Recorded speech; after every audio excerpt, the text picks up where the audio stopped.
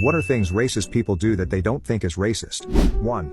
I'm a white dude that has lived in Japan for 16 years. A while back I went on a date with a Japanese girl and we went to a bar in central Tokyo. The bar wouldn't let me in because I wasn't Japanese. This has happened to me a million times since I've lived here, so I'm used to it and it doesn't upset me anymore. However, the girl got really upset. And after we were rejected from the bar, she said, "I don't know why they wouldn't let you in. You were with me? I'm Japanese." And I was thinking, you're kinda missing the point. Can you imagine if a white and black dude went to a bar together in the States and they don't let the black dude in and the white guy says, "I can't believe they didn't let you in. You're with me, I'm white." I've even called the cops on a club once that had a sign, in Japanese, that said Japanese only. The cops came and I complained, in Japanese, and the cops said in a super friendly tone, "Well yeah, the sign says Japanese only. And you're not Japanese. What is the problem here? There's another club down the street that allows foreigners. I like that one myself. Why don't you go check that one out?" Japan is so inherently racist and xenophobic to the point that they don't even know that they are racist and xenophobic. It's just normal behavior to them. But for some reason everybody loves Japan and they somehow get a free pass sign. Oh, and full disclosure, I ended up marrying the girl that I went a date with from the first story above. Now we're racist to each other all the time. It's super fun. My granddad crying as he kissed my mom's cheek and stroked her hair about 15 minutes after she had passed away. My mom was my grandparents' only child. To this day I have no idea how they have managed to carry on. 2.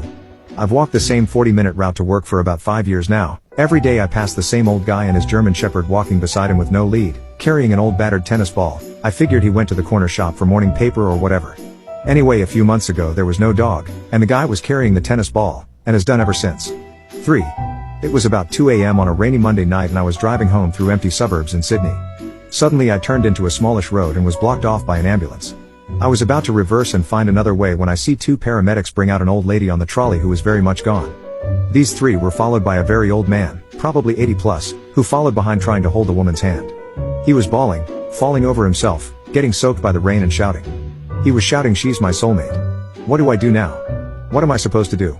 Something about an older proud man brought to their knees kills me. 4. When I was a teacher, one of my first graders asked, "Do you have any kids?" After I said that I didn't and I didn't even have a wife or a girlfriend, he said, "That's too bad. Do you know how I know you would be a good dad? You never hit me."